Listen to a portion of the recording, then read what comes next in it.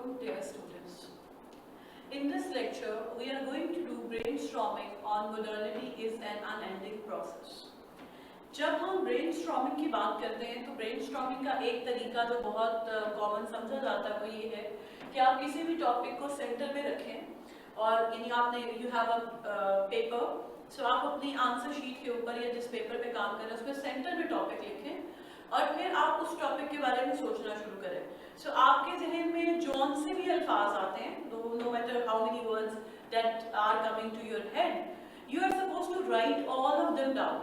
So वो words क्या हो सकते हैं कि मैं मॉडर्निटी की बात करें तो मेरे जहन में आता है अपग्रेडेशन, मेरे जहन में आता है socio economic change, socio cultural change आ जाता है, socio economic and political change आ जाता है.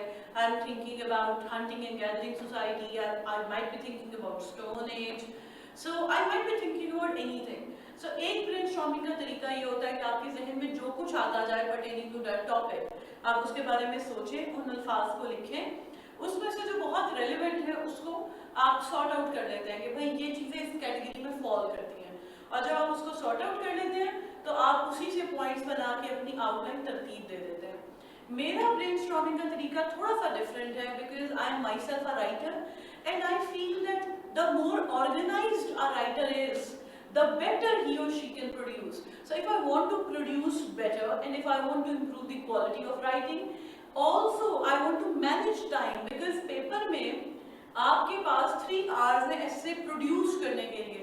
तो 3 घंटे में अगर आप 1 घंटे में brainstorming आपने words सोचे हैं, उनको sort out करते रहेंगे 1 घंटे बैठ के और फिर उसकी outline बनाएंगे, so you have wasted half of your time. We don't have that margin in paper. So the more systematic we are, the more systematic we are, the better we are going to perform in examination hall.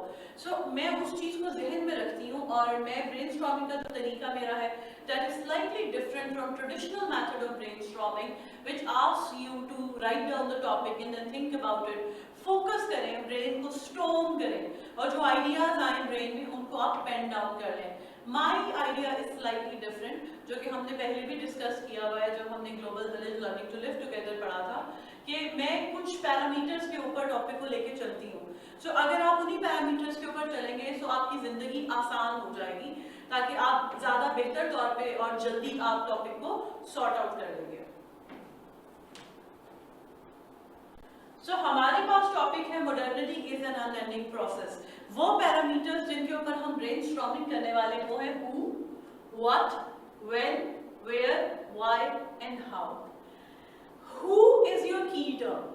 So हम जिस topic के ऊपर brainstorming कर रहे हैं that is literary topic, reflective topic. अब ये reflective topics क्या होते हैं? They demand you to reflect on a problem or to reflect on a situation. तो आप जब इस प्रॉब्लम पे या इस सिचुएशन के ऊपर रिफ्लेक्ट करते हैं उसके नतीजे में जो एस्से सामने आता है वो रिफ्लेक्टिव एस्से होता है. This is that essay which you can produce without knowing anything concrete. From anything concrete, I mean that for other essays you have to prepare your statistics, you have to prepare a lot of quotations, and then वो पूरा का पूरा एक system चल रहा था जैसे CPAC है. If I haven't read about CPAC, I can't write about it. But these reflective essays do come from our accumulative knowledge. So जो knowledge हमने इतने अरसे में as human beings इकट्ठा किया है, उसका एक outcome होता है ये वाला literary या reflective essay, which anyone can write. So अगर हम कुछ topics की practice कर दें, we will be in a position to write this paper in an essay. We have so many students, I have so many students who have already decided that they would be working on literary essay. That is totally fine. अगर आप नहीं करना चाहते तो I can't push you. लेकिन CSS ऐसी चीज़ नहीं है जिसे आप सोचें कि एक ट्रायल को मैंने इसलिए लेनी है कि मैंने देखना है कि मैं ये कर सकती हूँ कि नहीं. दूसरी ट्रायल में मेरे पास एक्सपीरियंस होगा और तीसरी में तो मैं कर जाऊंगी. It's not like that. For you,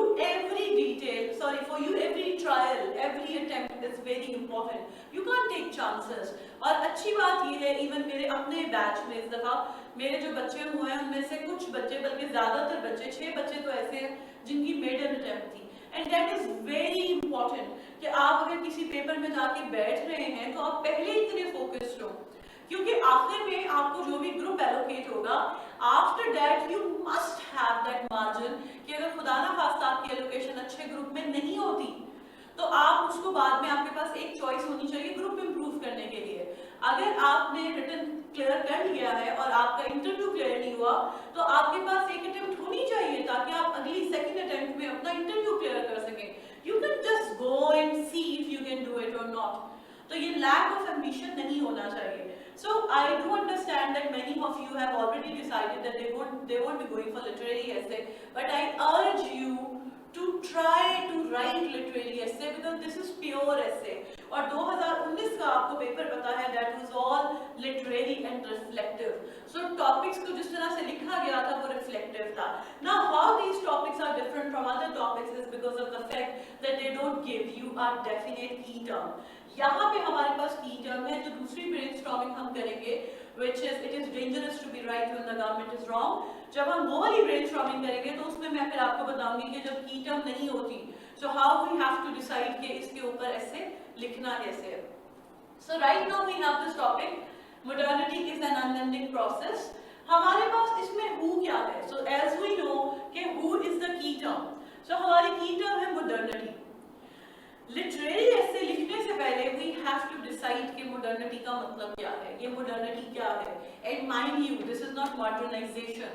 So ये नहीं होगा कि आप इसे modernization या post modernization की सेंस में कह रहे होंगे, that is not going to work। modernity से हमारी मुराद क्या है? modernity वो constant upgradation of human lifestyle है, of human ways है, जो कि take place करता आ रहा है in this world। So आप और मैं जिस सोसाइटी का एक पार्ट है, that society has been constantly upgrading itself। So हमारी जिंदगी में जो चीज कॉमन रही है that is social change। So only change is permanent। So ये change क्या है? That is modernization, that is modernity।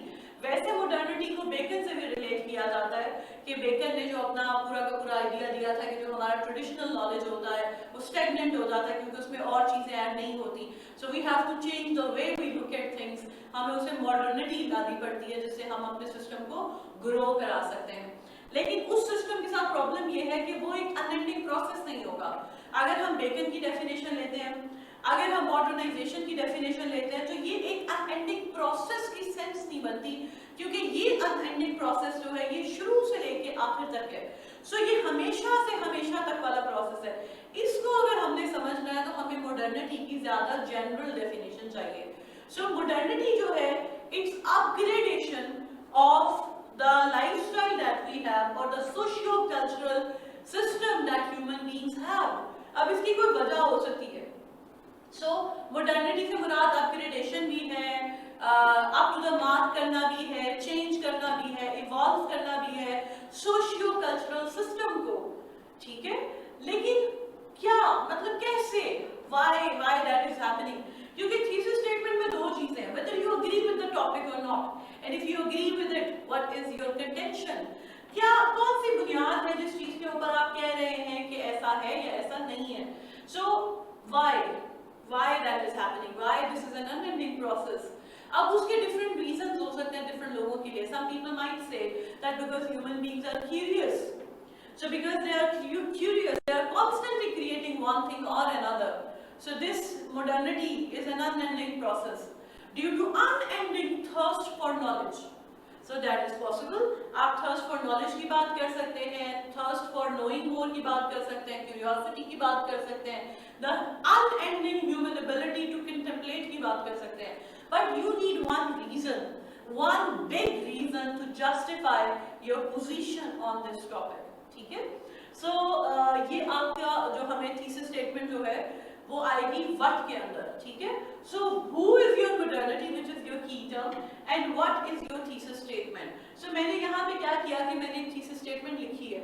जब हम brainstorming कर रहे होंगे ना तो उस वक्त आपके पास ये thesis statement नहीं होगी क्योंकि पहले आप सोचेंगे, आप सोच के ये सारे पॉइंट्स लिखेंगे, मतलब आपके पास एक रीजन तो होगा ना जिसमें आप सोचेंगे कि भाई मॉडर्निटी इसलिए अनएंडिंग प्रोसेस है क्योंकि टेक्नोलॉजी है हमारे पास और हर मुआशरे में, हर वक्त में, हर अहद में इंसान के पास टेक्नोलॉजी थी और टेक्नोलॉजी की वजह से इंसान ने क्रिएट किया है। जब इंसान ने क्रिएट किया है तो इंसान ने अपने आप को मॉडर्नाइज किया है। सो you will have that one argument जो आपको पता होगा, लेकिन आप उसी वक्त थीसिस स्टेटमेंट नहीं लिखते, पहले आप अपने बाकी सारे पॉइंट्स पूरे करते हैं, फिर आप अपनी थीसिस स्टेटमेंट को फॉर्म्युलेट करते हैं, देन यू सी कि हाँ जी मैंने हर चीज को प्रॉपर्ली एड्रेस कर दिया है.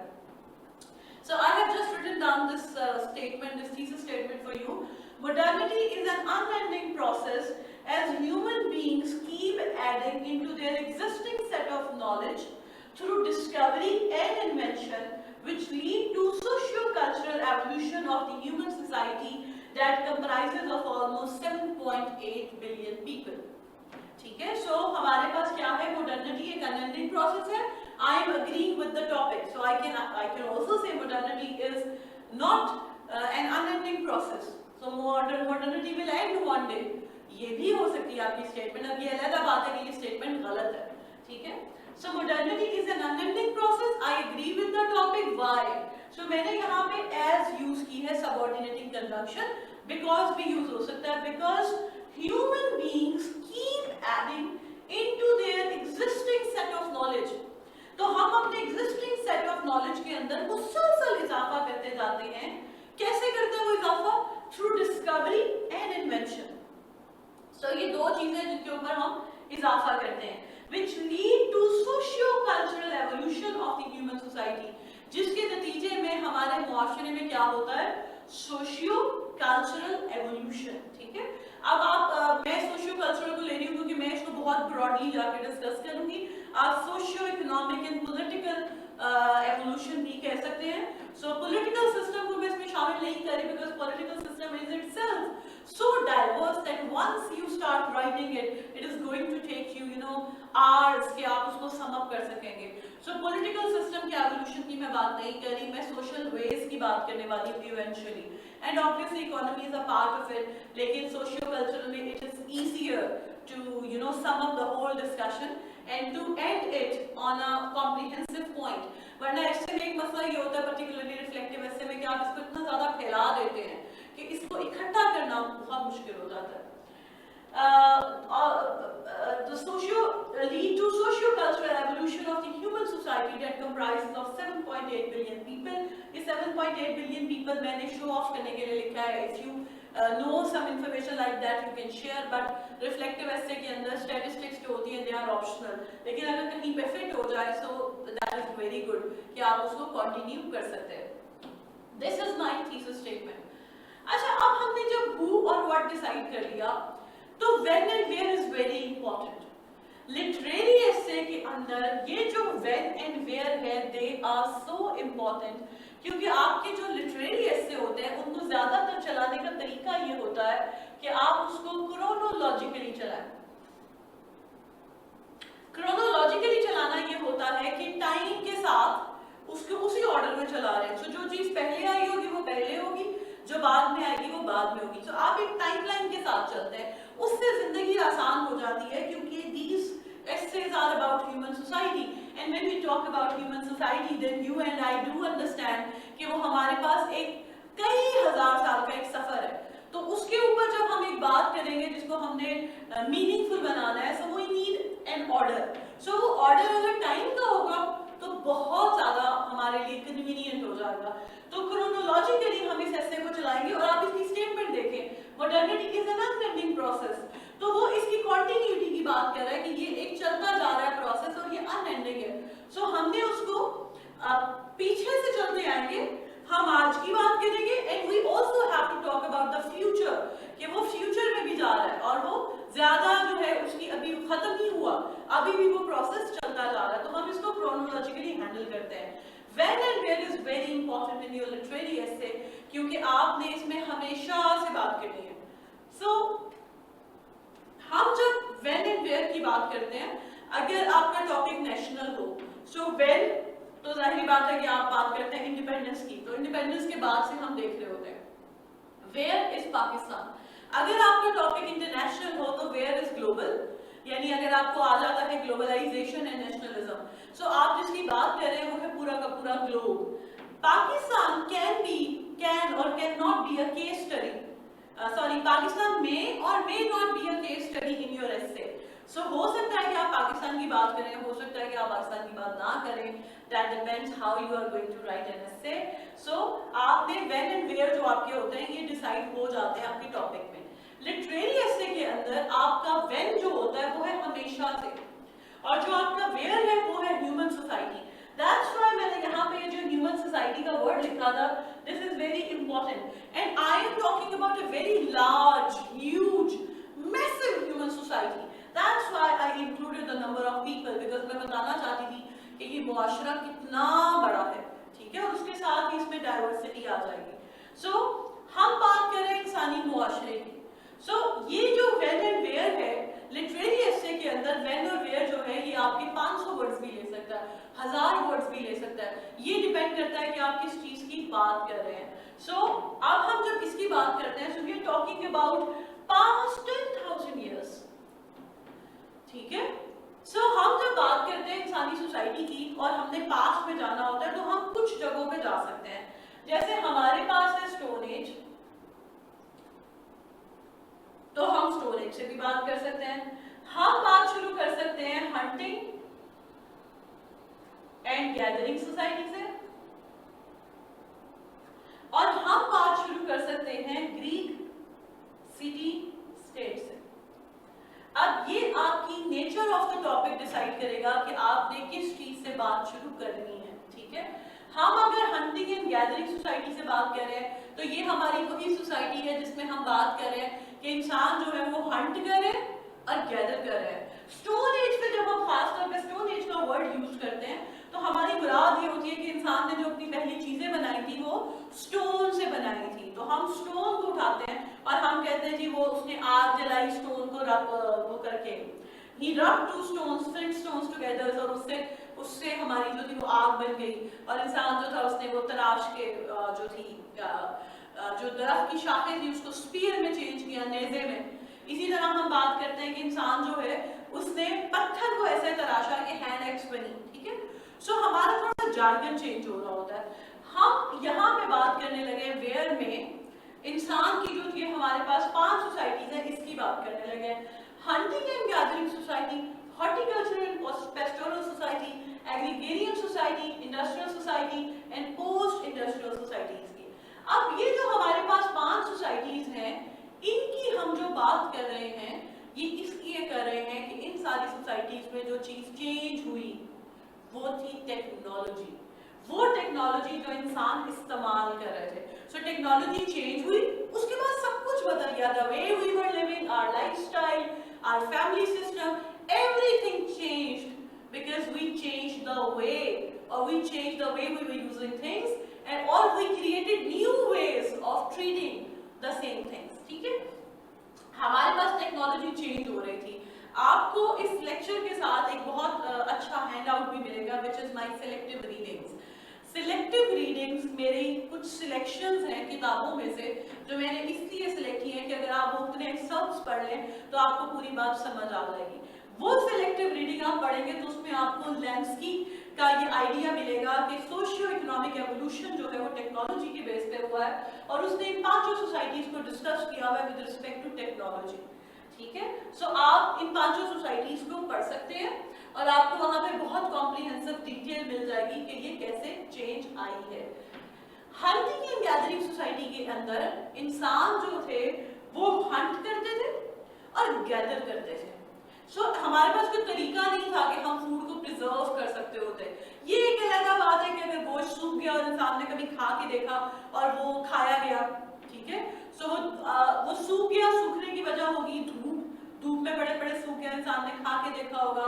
किसी और जानवर ने नहीं खाया, उसने ड्राई मीट ट्राई किया होगा तो वो खाया गया होगा, ठीक है, रॉट नहीं हुआ होगा जो गोश्त। तो इंसान को हो सकता है आइडिया आया हो, जिससे हम आज जिसकी शक्ल देखते हैं सॉसेजेस की फॉर्म में, कि ड्राई मीट भी होता है। लेकिन इंसान के जो तरीके थे वो आहिस्ता आहिस्ता बेहतर होते गए, ठीक है।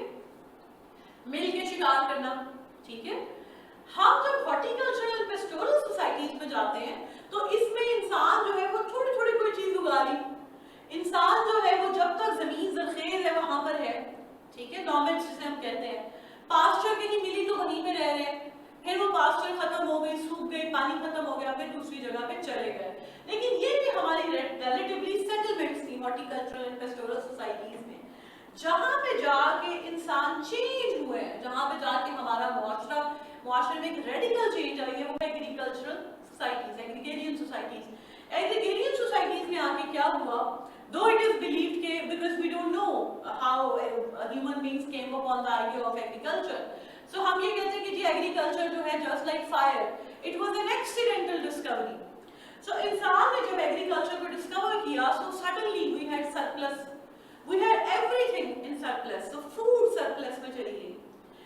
एग्रीकल्चर के लिए हमारे पास में डोमेस्टिक एनिमल्स भी थे, हमने प्लो भी चलाया, हमारे जो लोग थे वो खाना जो थे उसको उगा रहे थे, हमने अपनी खुराक उगानी शुरू की.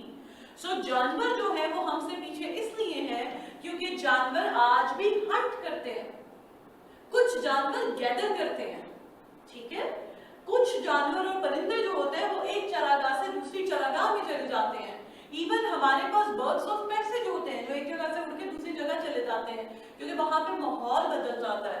हमारे पास समुद्री जानवर हैं जो कि हिजरत करते हैं एक कॉन्टिनेंट से दूसरे कॉन्टिनेंट में क्योंकि मौसम चेंज होता है, उन्हें फूड की जरूरत होती है. They just keep travelling. लेकिन इंसान जो है, इंसान came upon the idea of agriculture and we started growing our food. So हम ऐसे बाकी स्पीशीज से बेहतर हो गए कि हम अपनी फूड को कंट्रोल कर सकते थे. इन दोनों सोसाइटीज के अंदर इंसान उन चीजों से नबर्द आजमा था जो कि उसके काबू से बाहर थी. हमारे पास एग्रीकल्चरल सोसाइटी आई और ये एग्रीकल्चरल सोसाइटी जो है ये फूड को कंट्रोल में ले आई है. ये फूड क्रिएट कर सकती है और आपको पता है कि फूड जो हमने, ये जो क्रॉप्स हमने लगाने शुरू किए, इस क्रॉप में फिर वेरिएशन है. कौन से सीजन में कौन सी फसल उगेगी, किस जमीन में हम कौन सी फसल दोबारा बो सकते हैं, जमीन फिर बंजर भी हो जाती है. सो ये सारी चीजें थी जो हमने आगे एग्रीगेरियन सोसाइटी में देखी.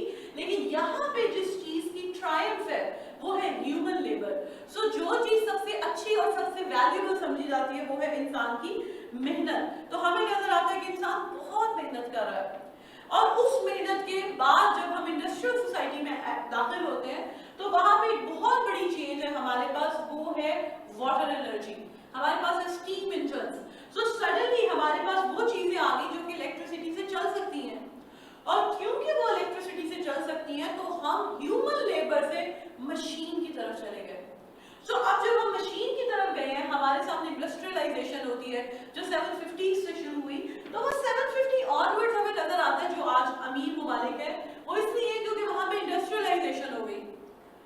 हम भी मतलब अगर हम इंडिया की बात करें तो डॉक्टर शशि थरूर का जो आइडिया है, जो उनका है इन ईरा ऑफ डार्कनेस के अंदर जो आइडिया देते हैं वो ये है कि हमारी डी इंडस्ट्रियलाइजेशन के ऊपर ब्रिटेन में इंडस्ट्रियलाइजेशन हुई. तो हमारे जो वो दस्तकार थे और हमारी जो खड्डी पे कपड़ा बुना जाता था उसको डिस्करेज करके, उसको खत्म करके ब्रिटेन ने खुद को इंडस्ट्रियलाइज किया. ठीक है. उन कंट्रीज का कमाल ये है कि वो पहले इंडस्ट्रियल हो गए. ठीक है. सो इंडस्ट्रियल सोसाइटीज जो थी उन्होंने मैन पावर जो थी उसको कम कर दिया. अब मशीन है बड़ी सी जो कि काम कर रही है. सो बहुत सारे लोगों का काम कर रही है, मशीन को इंसान हैंडल भी कर रहे हैं. यहाँ पे लाइफस्टाइल भी बेहतर हुआ. एजुकेशन जो थी वो ज्यादातर लोगों के लिए आ गई, ज्यादातर लोग जो है वो एजुकेशन हासिल कर रहे हैं. हमारे पास लग्जरीज आ गई तो ज्यादा लोग एंजॉय कर सकते हैं. पंखा आ गया, बिजली आ गई, हमारे पास फिर एयर कंडीशनर्स आ गए, हमारे पास एंटरटेनमेंट के तरीके आ गए. पहले तो जब हम बात करते हैं पुराने जमाने की, हम 16वीं सदी की, 15वीं सदी की बात करते हैं, 14वीं सदी की बात करते हैं, तो ये जो ड्रामाटिस्ट थे, शेक्सपियर तो वो दरबार में के लिए लिखने वाला एक शायर था कि वो दरबार के लिए ड्रामा लिखा करता था. ठीक है. शायर भी था और ड्रामाटिस्ट भी था. सो वो तो क्वीन के लिए लिखता था. क्वीन ख्वाहिश करती थी जी कॉमेडी देखनी है, वो कॉमेडी लिख देता था. क्वीन ख्वाहिश करती थी ट्रेजेडी देखनी है, वो ट्रेजेडी लिख देता था. इसी तरह फ्रांसिस बेकन है, इससे बहुत मशहूर है. हमारे पास मैकियावेली है, उसकी भी बहुत मशहूर है writing. But why these people were writing? Because they were writing for the monarchs. So monarchy थी जिसको सर्व किया जा रहा था. लेकिन अब क्या हुआ कि इंटरटेनमेंट भी आम बंदे के पास आ गई. सो हमारे पास रेडियो आया, टेलीग्राफ आई, हमारे पास टीवी आ गया, फिर कंप्यूटर भी आ गया. लेकिन इंडस्ट्रियल सोसाइटी के अंदर इंफॉर्मेशन टेक्नोलॉजी शामिल नहीं है. सो हमारे पास कंप्यूटर है जो कि कंप्यूट करने का काम कर रहा है, लेकिन हमारे पास जहां पे cyber space I, information revolution आया, वहां पे हमारे पास है पोस्ट इंडस्ट्रियल सोसाइटी. और इसका कमाल ये है कि प्रोडक्ट, पीपल एंड इंफॉर्मेशन, ये तीनों एक जगह से दूसरी जगह वेस्टिंग एनी सेकेंड, ये क्विकली पहुंच जाते हैं, ठीक है। सो इंसान ये तो हो सकता है कि हम उसे बाय एयर भेजें, वैसे तो बाय एयर जाना भी इसमें शामिल है, लेकिन अगर हम बाय एयर भेजें तो उसमें भी टाइम वेस्ट नहीं हो रहा होता, इंसान जितनी जल्दी हो सकता है एक जगह से दूसरी जगह चला जाता है। और अगर हम एक वीडियो कॉल कर लें तो इंसान सेकंड में, within a second you get connected to the other side of the world, ठीक है। सो हम इंडस्ट्रियल सोसाइटी से जब पोस्ट इंडस्ट्रियल सोसाइटी में गए तो यहाँ पे जाके हमारे पास इंफॉर्मेशन प्रोसेस करने वाली जॉब ज्यादा है। इंडस्ट्रियल सोसाइटी में हमारे पास कारखाने वाली नौकरियां थी, पोस्ट इंडस्ट्रियल सोसाइटी में हमारे पास असातिज़ा की नौकरियां हैं, कंप्यूटर के लोगों की नौकरियां, क्लर्क्स की नौकरियां, मैनेजरियल नौकरियां ज्यादा आई हैं, राइटर्स की नौकरियां आई हैं। क्यों? Because we have to process information. So हमारी मुआशरे की नोयत ही बदल गई, ठीक है। सो पोस्ट इंडस्ट्रियल सोसाइटी तक हम पहुंचे हैं और ये जो इंसान ने सफर तय किया, this is a very long journey.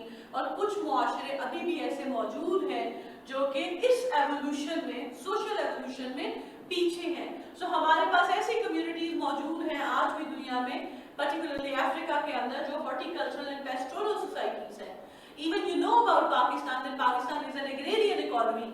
हमारे यहाँ इंडस्ट्री है लेकिन इंडस्ट्री उस तरह फ्लरिश ही नहीं हुई जिस तरह से होनी चाहिए थी, and we mainly rely on agriculture, ठीक है।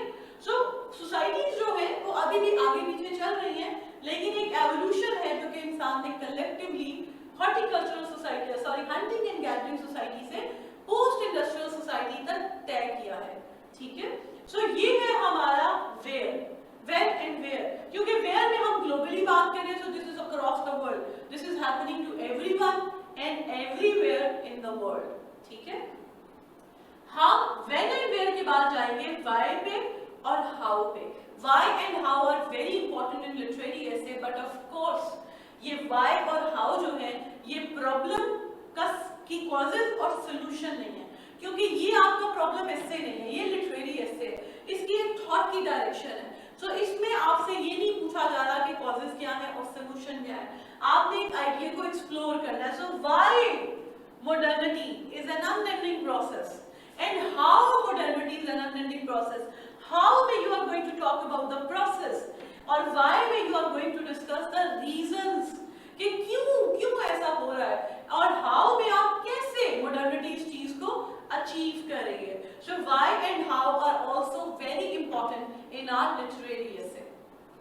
जब हम why की बात करते हैं अपने essay के अंदर कि why modernity is an unending process, तो हमारे पास दो वजूहात हैं, एक है ब्रेड और एक है ब्रीड। ये ऑफस्प्रिंग्स, बच्चे और खाना, ये सिर्फ इंसानों का मसला नहीं है, ये मसला किसी भी लिविंग बीइंग का है, ठीक है। इंसान के लिए अच्छा ये हुआ, और ऑब्वियसली इंसान अशरफुल मखलूकात इसीलिए कि इंसान को ये तस्खीर करने की ताकत दी गई है। सो ये जो तस्खीर करने की ताकत अल्लाह ताला ने हमें दी है, उससे हमने किया क्या? We made most of the resources that were given to us। हमने क्या किया कि हमने ब्रेड और ब्रीड के मसले को हल कर दिया। अब आप ये देखें कि हंटिंग एंड गैदरिंग सोसाइटी के अंदर मसला क्या था? खाने का। सो हम हंट कर रहे थे, गैदर कर रहे थे, ठीक है, और जाहिर बात है कि इंसान भी शिकार हो रहे होंगे, लेकिन इंसान का शिकार मुश्किल हो गया होगा क्योंकि इंसान की सोसाइटी जो थी वो फॉर्मुलेट कर गई थी। आपके साथ मैंने अपने गूगल ड्राइव का लिंक भी शेयर किया है, इसी जो आपकी ये वीडियो है इसी के नीचे। उस लिंक के अंदर जब आप मेरी गूगल ड्राइव खोलेंगे, वहां पे आपको एक बहुत अच्छी वीडियो मिलेगी जो कि इसी बारे में है कि ये जो अर्ली सोसाइटी थी ये कैसे चली है। आप वीडियो देखेंगे तो आपको आइडिया होगा कि इंसान मिलके कैसे शिकार कर रहे हैं, मिलके कैसे खुराक गैदर कर रहे हैं। वो खुराक दूसरे जानवरों की इकट्ठी की हुई हो सकती है, वो खुराक फ्रूट्स भी हो सकते हैं, और कॉन्सेप्ट नहीं था चोरी का, कॉन्सेप्ट था सर्वाइवल का। So you have to survive one way और another, you have to survive. So human beings were surviving. यहाँ पे हमारा मसला है खाने का। सो जहां पे खाना मिल रहा है वहां पे सेटल हो गए, ठीक है। एग्रेरियन सोसाइटी की जब हम बात करते हैं तो हम खाने के मसले से बाहर निकल गए हैं, ठीक है। जब हम खाने के मसले से बाहर निकले ब्रेड से, तो ब्रेड का मसला तो सॉल्व हो गया, उसके साथ ही ब्रीड का मसला भी सॉल्व हो गया। सो हमारे जो मुआशरे थे, जैसे अगर हम एलिफेंट की बात करें और ये सारे जानवर जो फ्लॉक्स में रहते हैं, हर्ड में रहते हैं, इनमें क्या होता है, वो एक दूसरे को प्रोटेक्ट कर जाते हैं। सो हमारे बच्चे जो थे वो जिंदा रहे, हमारी लाइफ एक्सपेक्टेंसी ज्यादा हुई और हमारी फूड का मसला सिर्फ हल नहीं हो गया, हमने अपनी फूड को कंट्रोल कर लिया, ठीक है। और एग्रेरियन सोसाइटी के अंदर one thing which I would like to add कि इवन पैस्टोरल सोसाइटीज भी, हॉर्टिकल्चरल सोसाइटी भी, इंसान पानी के करीब रहता था क्योंकि पानी को ट्रांसपोर्ट करने का हमारे पास कोई तरीका नहीं था। सो इंसान पानी के पास रहते थे। तो जब हम एग्रीकल्चरल सोसाइटीज की बात करते हैं तो हमारे पास सोसाइटीज जो है, ह्यूमन सिविलाइजेशन जो है वो है पानी के पास। अब वो पानी के पास जहां पे हम बात करते हैं इंडस सिविलाइजेशन, तो वो है रिवर इंडस के पास, दरिया सिंध के पास। हमारे पास गेंजीज है यहाँ पे, गंगा। जब हम मेसिकोटिमा की बात करते हैं तो हमारे पास यूफ्रेटीज है, दरियाए फुरात, ठीक है।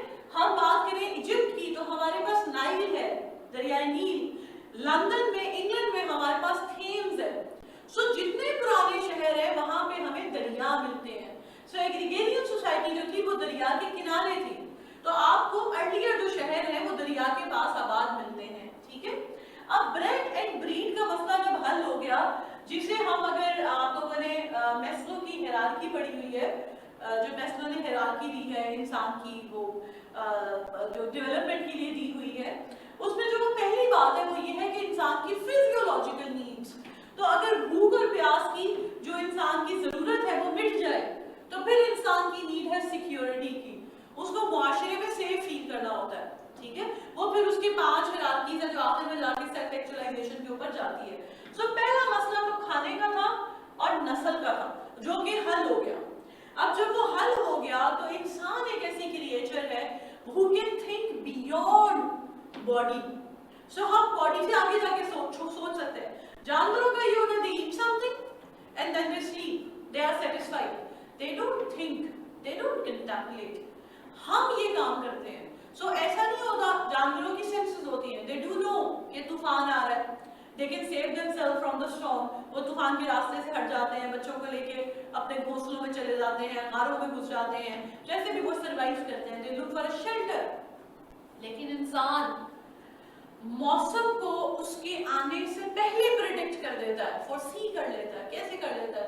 क्योंकि हमें पता है कि कौन से फैक्टर्स को देखना है, हमें पता है कि हमने कहाँ पे कौन सी चीज, कौन सा आला इंप्लीमेंट करना है जो कि हमें बताएगा कि अब अर्थक्वेक आने वाला है, अब फलानी चीज आने वाली है। We can predict weather, we can predict climate change, ठीक है। सो जानवरों का मसला नहीं है कि ग्लोबल वार्मिंग हो रही है, ये हमारा मसला है, because we can think. So हम वो जानवर थे, sorry to use this word कि हम वो जानवर थे, like social animal, but we were those living beings, we were those creatures who were driven by curiosity.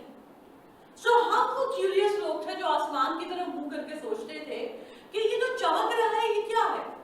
हमने सोचा तो पहले उन सितारों को खुदा माना, और फिर हमने सोचा तो हमें पता चला कि अच्छा ये सितारे हैं। फिर हमने स्टार को प्लैनेट से डिफरेंशिएट किया, हमें लगा कि जमीन सीधी है, फिर हमें समझ आया कि नहीं, जमीन सीधी नहीं है, जमीन गोल है, ठीक है।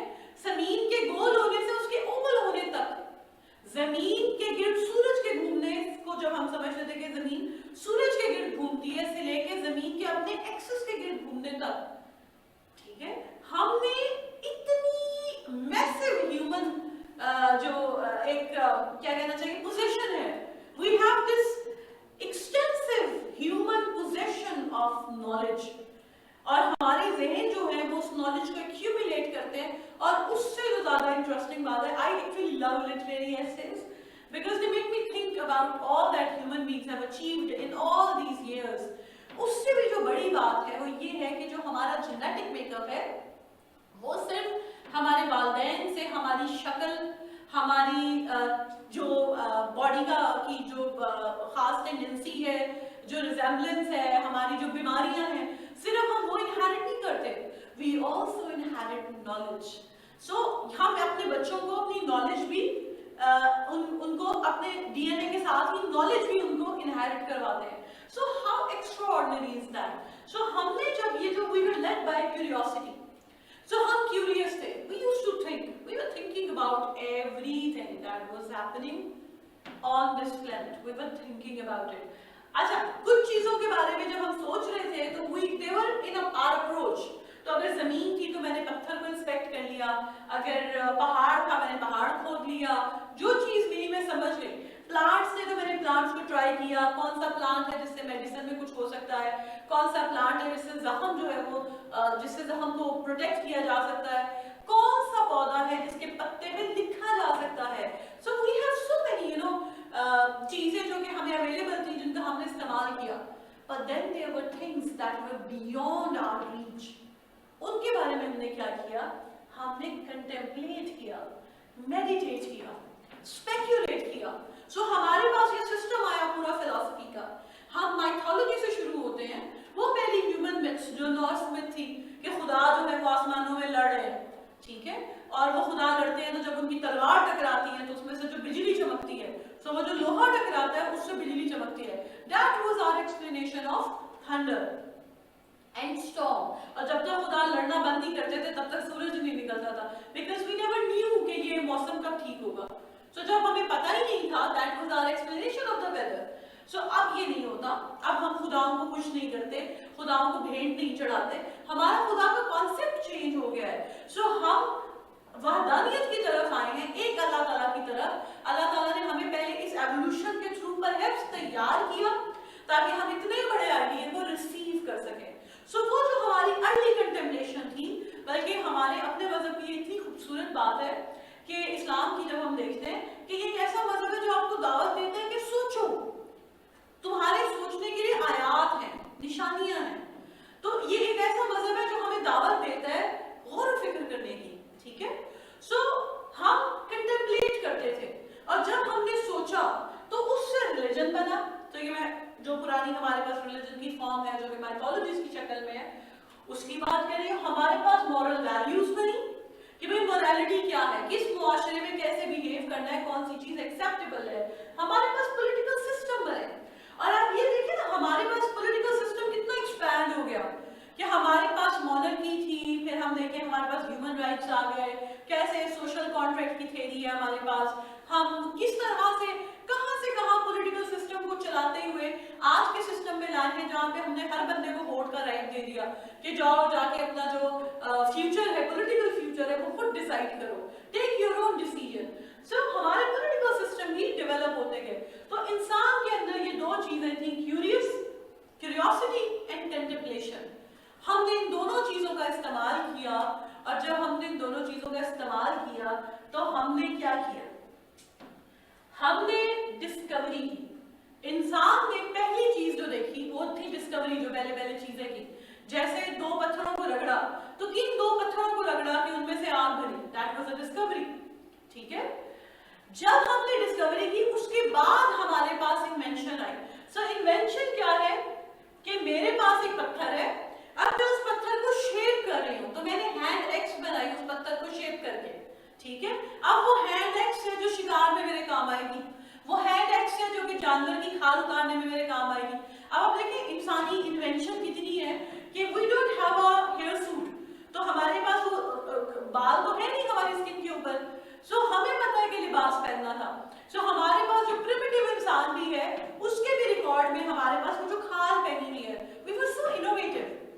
सो इंसान ने क्या किया कि पत्थर को शक्ल वो दी जिससे वो शिकार कर सके। दरख्त तोड़ा है, दरख्त की वो शाख तोड़ी है, उसको पत्थर से शेप दी है, उससे स्पीयर बनाया, ठीक है। सो हमने इन्वेंट किया, और वो इन्वेंशन देखें कि वहां से जो हमारी छोटी मोटी इजादात थी, हमारी एक कितनी बड़ी इजाद है, हमने लैंग्वेज बनाई, ठीक है। इसी तरह हमारी एक बहुत बड़ी इजाद है व्हील।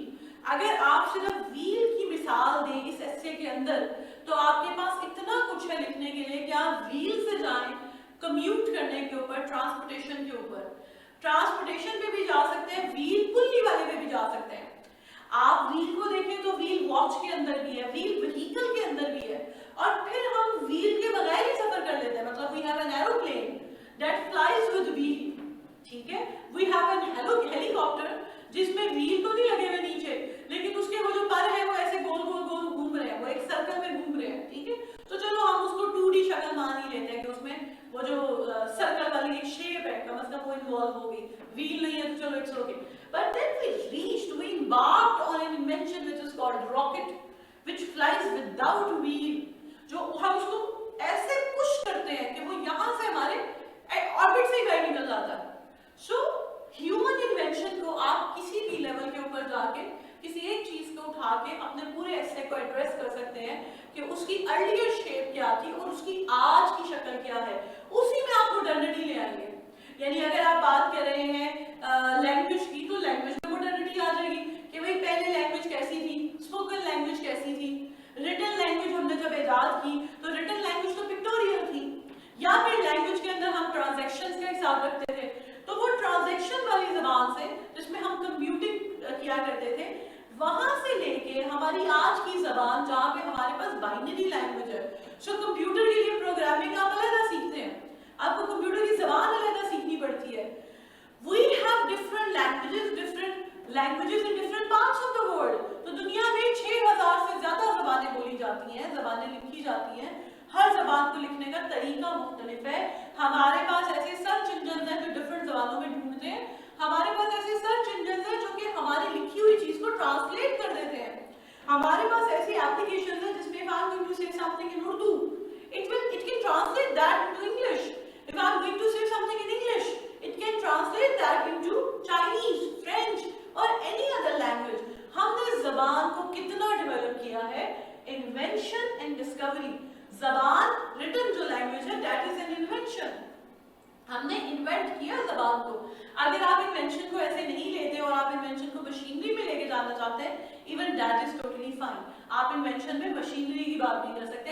दिस इज योर एसे। इस एसे के अंदर आपका कमाल ये है कि आप इसमें कोहेरेंस को बरकरार रखें। ये ना हो कि आप हर चीज की बात करना शुरू कर दें, एक तरफ आप फायर की बात करें, एक तरफ आप बात करें जी व्हील की बात करें, दूसरी तरफ आप बात शुरू कर दें कि जी जो थे डिफरेंट कॉन्टिनेंट्स थे वो डिस्कवर हो गए, चौथी तरफ आप लैंग्वेज की बात शुरू कर दें, पांचवी तरफ आप मेडिसिन की बात शुरू कर दें। Now you are not talking about one thing, और ये इतना ज्यादा डाटा है कि आप इसको समझ भी नहीं कर पाएंगे। So you will be talking about multiple things and by the end of your essay you won't be saying anything. So वो कंक्लूड ही नहीं हो सकेगा। Pick one thing, anything that you like, लेकिन उससे मानी ऐड करें अपने एसे के अंदर। So we have invention, we have discovery and then we have diffusion. तो कुछ जगहों पे इन्वेंट नहीं हुआ, कुछ जगहों पे डिस्कवर नहीं हुआ, लेकिन मुआशरे में डिफ्यूज भी तो होता है। सो जैसे हम देखिए, हमने नहीं मोबाइल फोन इजाद किया, हमने नहीं इजाद किया, we have played no role in this advent of information technology, लेकिन डिफ्यूज हो गई। और कैसे डिफ्यूज हुई कि वो हमें पता है। आप अपने आप को देखें कि आप ये ऑनलाइन क्लास अटेंड कर रहे हैं, ठीक है, और प्रोबेबली जिस मीडियम के थ्रू कर रहे हैं, जिन कंप्यूटर्स में कर रहे हैं, वो हमने असेंबल तो किए हो सकते हैं, मैन्युफैक्चर नहीं किए होते, ठीक है। सो वो मैं पाकिस्तान की बात इसलिए कर रही हूँ कि हम पीछे हैं टेक्नोलॉजी में, ठीक है। सो डिफ्यूजन भी हो रही होती है, जो इलाके पीछे रह जाते हैं वहां पर डिफ्यूज हो जाते हैं, नए आइडियाज वहां पे जाके एसिमिलेट हो जाते हैं, ठीक है। सो हमारे पास इन्वेंशन भी है, डिस्कवरी भी है और डिफ्यूजन भी है। अच्छा, जब हम इन चीजों की बात करते हैं तो बेसिकली इन तीनों चीजों से हमारे पास तो सोशियो कल्चरल चेंज रहा है, सोशल चेंज आ रहा है, ठीक है। सोशियो कल्चरल एवोल्यूशन हो रहा है, जो कि लेंस की आइडिया है, जिसकी फाउंडेशन है टेक्नोलॉजी। तो हम इन्वेंट करें, डिस्कवर करें, हम जिस चीज के थ्रू कर रहे होते हैं और जो चीज बनाते हैं वो है टेक्नोलॉजी। सो टेक्नोलॉजी को अगर हम एक यार्डस्टिक रखें तो हम अपने एसे को बहुत अच्छे तरीके से लिख सकते हैं। सो हमारा ये जो लिटरेरी एसे है, when modernity is an unending process, इस टॉपिक के अंदर हमने जब ये सारी बात की कि मॉडर्निटी क्या है, हमारा थीसिस स्टेटमेंट क्या है, मॉडर्निटी कब से है, हमेशा से है और हमेशा रहेगी। सो आज हम उस दुनिया में बैठे हैं जो कि पोस्ट इंडस्ट्रियल सोसाइटी है, जहां पे हम अपना सारा काम कंप्यूटर से करवाते हैं। वहां पे हमारे पास एक ऐसा दौर शुरू हो गया जहां पे आर्टिफिशियल इंटेलिजेंस है। अब आर्टिफिशियल इंटेलिजेंस के बहुत सारे नेगेटिव इफेक्ट्स भी हैं, उसके बारे में कई सारी चीजें प्रेडिक्ट की जाती हैं, लेकिन आप नहीं लिखेंगे क्योंकि ये पॉजिटिव एसे है। सो हम मॉडर्निटी में एक पॉजिटिव बात कर रहे हैं। हमारी वो एग्रेरियन सोसाइटीज जो कि दरिया के किनारे आबाद थी, वहां से लेके हमारी वो पोस्ट इंडस्ट्रियल सोसाइटी जिसमें हम अपना एक स्पेस एक्सपीडिशन भेजते हैं ये देखने के लिए कि प्लेनेट मार्स पे पानी है। हमने कितना सफर किया है, हमने कितना डेवलप किया है। This is unbelievable, this is exceptional, this is outstanding, this is beyond human expectation कि हमने कितना ज्यादा ऑफर कर लिया है, ठीक है, कितना ज्यादा ग्रो किया है, डेवलप किया है। वाई और हाउ के अंदर आपने अपने रीजंस बता देने हैं कि किस वजह से ऐसा हुआ और किन तरीकों से हमने इस चीज को अचीव किया। अब आप जब किन तरीकों की बात कर रहे हो तो आप आराम से कोई मिसाल दे सकते हैं। मिसाल आपकी जो होगी वो ट्रेवल कर सकती है थ्रू आउट योर एसे। आप उसको हर पैराग्राफ में भी discuss, not her paragraph, actually it is impossible to discuss or give example in every paragraph. Some paragraphs are just of explanation, other are of comparison. So आप comparison वाले paragraph में, explanation वाले paragraph में, definition वाले paragraph में आप example नहीं दे सकते, और definition वाले में quotation दे सकते हैं, लेकिन explanation वाले में quotation की भी जगह नहीं होती। हर पैराग्राफ में quote करना मुमकिन नहीं होता, ठीक है, लेकिन अब मुझे इसकी कोई मिसाल देनी है। सो मैंने यहाँ पे दो मिसालें रखी थी जो कि मुझे अच्छी लग रही थी, दोनों में से आप कोई भी एक पिक कर सकते हैं। बहुत ज्यादा जिसे कहते हैं ना ऑल इनकम्पसिंग ये आइडिया है। अगर हम बात करें एग्रीकल्चर की, यानी फूड की बात कर रहे हो, ब्रेड की बात कर रहे हो, ब्रेड एंड ब्रीड की, क्योंकि हम अपने बच्चों को ज्यादा खाने को दे सकते हैं, जो हमने फूड पका लेते हैं, हम फूड को स्टोर कर लेते हैं, प्रिजर्व कर लेते हैं, हमने चीजें इजाद की नहीं है। एक आलू है, पोटैटो, उसकी 100 शक्लें हमारे पास, ठीक है।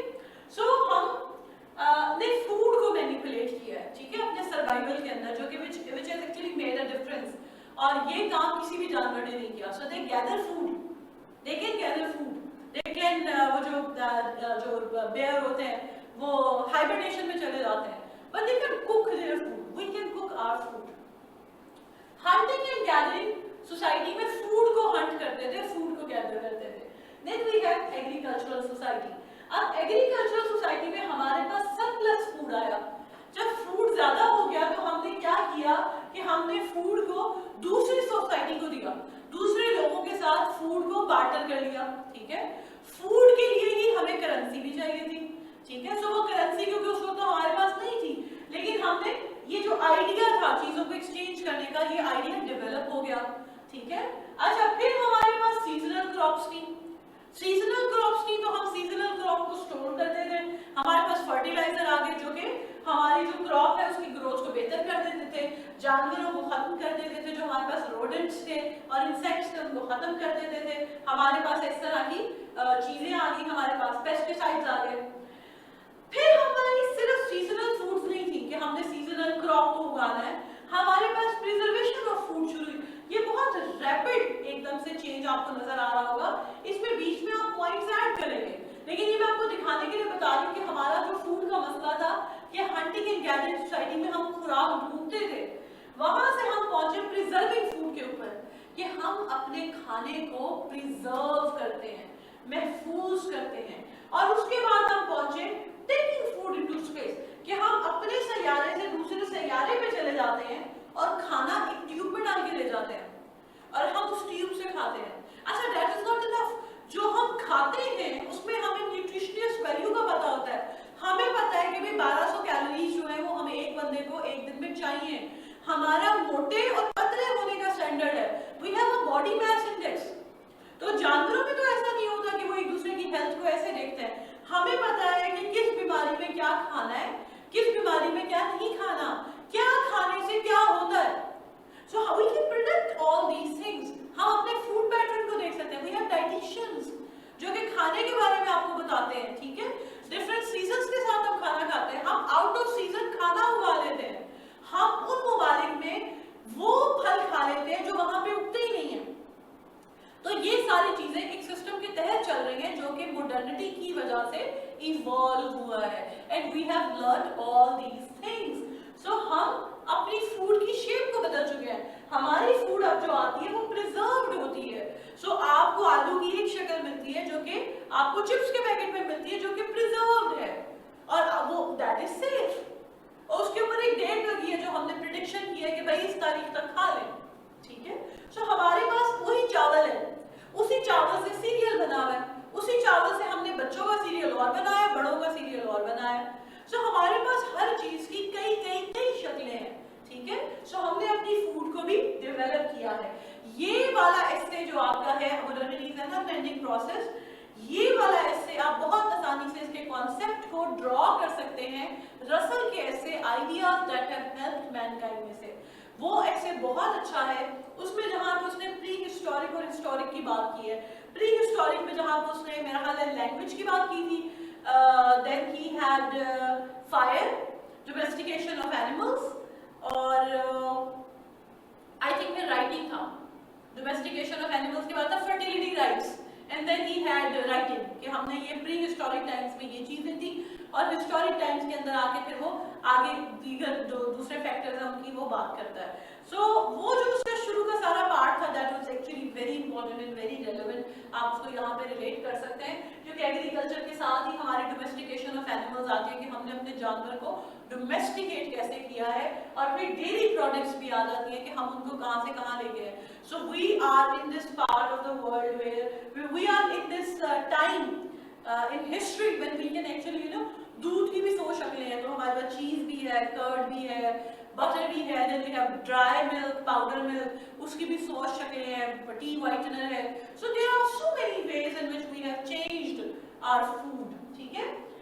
अच्छा, अगर हम इस पे जाएं और लैंग्वेज की बात करें, तो हमें पता है कि हम जब हिस्ट्री की बात करते हैं तो हिस्ट्री शुरू ही लैंग्वेज के साथ होती है। सो हम हिस्ट्री को मानते ही वहां से हैं जहां से इंसानों ने अपनी एक्टिविटीज का रिकॉर्ड रखना शुरू किया।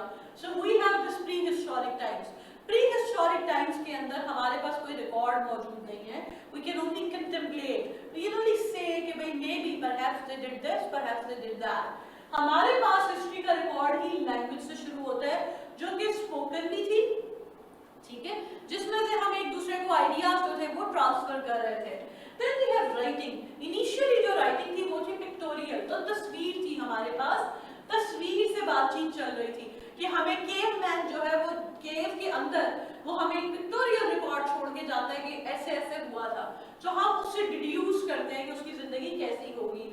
और हमारे पास इस अर्लियर राइटिंग के अंदर ट्रांजैक्शंस का रिकॉर्ड मौजूद है कि जो लोग ट्रांजैक्शन करते थे, टेब्लॉइड सी होती थी, आप डॉक्यूमेंट्री देखेंगे उसके अंदर आपको नजर भी आएगी कि कैसे उस टेब्लॉइड के ऊपर रिकॉर्ड रखा जाता था कि किसको कितने पैसे दिए गए हैं। फिर राइटिंग में हमारे पास जो एक एडवांसमेंट है वो है अल्फाबेट्स। तो हमको जो पिक्टोरियल रिप्रेजेंटेशन है, जो चाइनीज जबान आज भी उसकी पिक्टोरियल फॉर्म है और दुनिया की कॉम्प्लेक्स तरीन जबान जो है वो चाइनीज समझी जाती है, वहां से हमने एक बहुत बड़ा जो एक चीज कवर की वो थी अल्फाबेट्स। अल्फाबेट्स आ गए और हमारी जो राइटिंग थी पहले वो रिकॉर्ड थी। So we were recording human life, कि इंसानों की जिंदगी कैसी थी, ह्यूमन एक्टिविटी को रिकॉर्ड कर रहे थे। अब हमारे पास नॉलेज आ गई, सो हमें जो कुछ पता था हम उसको प्रिजर्व कर रहे थे, और हम एक्चुअली एक जनरेशन से दूसरी जनरेशन को नॉलेज ट्रांसफर कर रहे थे। फिर उस नॉलेज को प्रिजर्व करने के लिए हमने क्या किया कि लिखा तो जा रहा था, हमारे पास पिरामिड्स है, इजिप्शियन सिविलाइजेशन की कितनी डिटेल है, सारी डिटेल है जो कि हमारे पास पिरामिड के ऊपर पाई जाती है। सो हमारे पास पिरामिड है, और आमतौर पे कैसे लिखा जा रहा है, लीव से। हमारे पास लेदर है जिसके ऊपर लिखा जा रहा है, ठीक है, तो चमड़े की किताबें होती थी, चमड़े का सफा होता था। फिर कहीं जाके कागज जो है, कागज की इजाद है जो कि बहुत बड़ी इजाद समझी जाती है। हमारे पास किताब नहीं है, हमारे पास मैन्यूस्क्रिप्ट है। फिर हमारे पास किताब की फॉर्म आती है कि उसको एक वो लेदर बाइंडिंग के अंदर बंद किया जा रहा है सफों को, और हमारे पास बुक आ रही है। बुक की जिंदगी बदली है 15वीं सदी में जब आया है प्रिंटिंग प्रेस, क्योंकि फिर किताब को लिखने की जरूरत नहीं है, और किताब एक वैसा ट्रेजर ट्रॉव नहीं रहा कि जो सिर्फ बादशाहों के पास है और सिर्फ उमरा और रोसा जो है वो किताब तक एक्सेस हासिल कर सकते हैं, बल्कि किताब हर शख्स के लिए, क्योंकि हर बंदा किताब खरीद सकता है। हाँ, जब प्रिंटिंग प्रेस आई है उस वक्त फौरी तौर पे नहीं खरीद सकता, लेकिन उसके कुछ सदी के बाद, एक सदी के बाद, ऑलमोस्ट 100 इयर्स के अंदर अंदर किताब जो है वो लोकलाइज हो गई, क्योंकि वो लोगों की रेंज में आ गई। सो हमें एक ऐसा यूरोप मिलता है प्रिंटिंग प्रेस आने के कुछ सालों के बाद, जिसमें हर बंदे के पास किताब है। So everyone can read, not everyone, I am just saying that metaphorically, that everyone can read, but everyone has access to books, ठीक है, तो किताबें एक्सेसिबल होगी। अब वो जो प्रिंटिंग प्रेस था, उसके बाद किताब की आज क्या शक्ल है, किताब सस्ती है, आप किताब नहीं खरीदते होंगे, बट बिलीव यू मी किताब बहुत सस्ती है। जितना इल्म का जो खजाना किताब के अंदर भरा हुआ है, उसके हिसाब से अगर हम किताब की कीमत देखें ना, वो कुछ भी नहीं है, कुछ भी नहीं है, इट्स नथिंग। और किताब एक ऐसी चीज है जो आप अपनी किताब अपने बच्चों को छोड़ के जाते हैं, अपने बच्चों को देते हैं। सो मेरे पास मेरे दादा की किताबें थी किसी ज़माने में, फिर because they were very dear to us, तो हमने संभाली ही नहीं है, I don't have them at the moment, लेकिन वो हमने संभाल के रखी है ताकि वो खराब ना हो जाए, but that is something which we cherish as a family, कि ये फलाने बंदे की किताब है, ये उसकी किताब है, ये उनके अब्बू की किताब थी, सो हमने उसको प्रिजर्व किया होता है। सो हम अपने बच्चों को जो चीज़ देते हैं वो किताबें हैं, वो नॉलेज है और उस नॉलेज की फॉर्म है जो कि किताब की शक्ल में पाई जाती है। सो हमारे पास किताब है। अच्छा, किताब के बाद जब हम आज देखते हैं तो किताब की कौन सी शक्ल है आपके पास? आप किताब डाउनलोड करते हैं, मैं आपको भी कह रही हूँ मेरी गूगल ड्राइव में जाएं, मैंने आपको किताबें दिखाई, उनके पीडीएफ भेजे। हमारे पास किताब नहीं है, हमारे पास है ई बुक, हमारे पास ई बुक है, हमारे पास पीडीएफ है, हमारे पास पीडीएफ के अंदर एक लड़की की आवाज है जो रीड अलाउड करती है, हमारे पास ऑडियो बुक्स हैं जो कि असल रीडर्स ने बैठ के पढ़ी हैं, we can simply listen to the book. हमारे पास ऐसी डिवाइस है जो कि बुक रीडर है, वो हम सिर्फ इसलिए खरीदते हैं, उसके अंदर सिम नहीं है, वो हम सिर्फ इसलिए खरीदते हैं ताकि हम पीडीएफ की किताब को पढ़ सकें, उसके सफ़ों को पलटा सकें। किताब की शक्ल बदल गई। सो हमारे पास सिर्फ नॉलेज थी पहले, यहाँ पे हमारे पास सिर्फ नॉलेज है, लेकिन आज जिस दुनिया में हम जिंदा हैं वहां पे हमारे पास नॉलेज के साथ साथ एक और चीज आ गई जो कि है इंफॉर्मेशन। सो हमारे पास नॉलेज भी है और हमारे पास इंफॉर्मेशन भी है। सो इंसान की हर उस एफर्ट ने जो उसने इस प्लेनेट पे की है, उसने एक बहुत बड़ा सफर, बहुत लंबा सफर तय किया है, और जिस पॉइंट पे हम आज पहुंचे हैं, बिलीव यू मी कि ये इतना अच्छा टाइम है, इतना अच्छा जमाना है कि हमें जो जानना हो, हमें जो पढ़ना हो, हर चीज हमारी रसद के अंदर है, हम चीजों तक रसाई हासिल कर सकते हैं, हम उनसे बेनिफिट ले सकते हैं।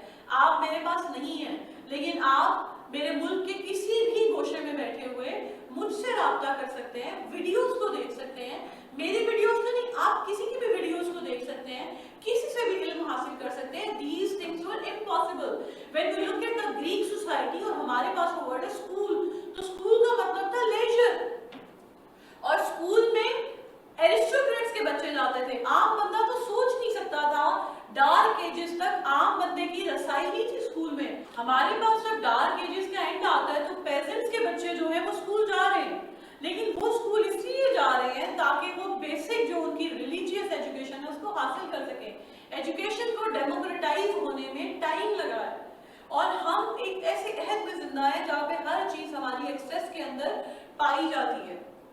सो हम जब बात करें इस हिस्से की, तो हमारे पास दो बहुत अच्छे एरियाज हैं, हम टेक्नोलॉजी पे और फिलॉसफी पे फोकस कर सकते हैं। फिलॉसफी से मुराद है religion and morality, so development of religion and morality पे भी बात हो सकती है।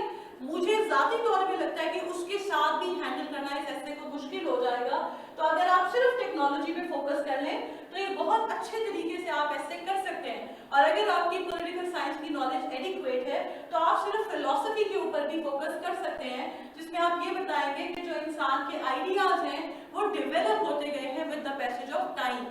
ठीक है, modernity is an unending process, is a very important topic, क्योंकि ये कई तरीके से आया है। When life throws lemons at you make a lemonade, lemon से मुराद है रॉ मटेरियल और लेमनेड से मुराद है मैन मेड थिंग।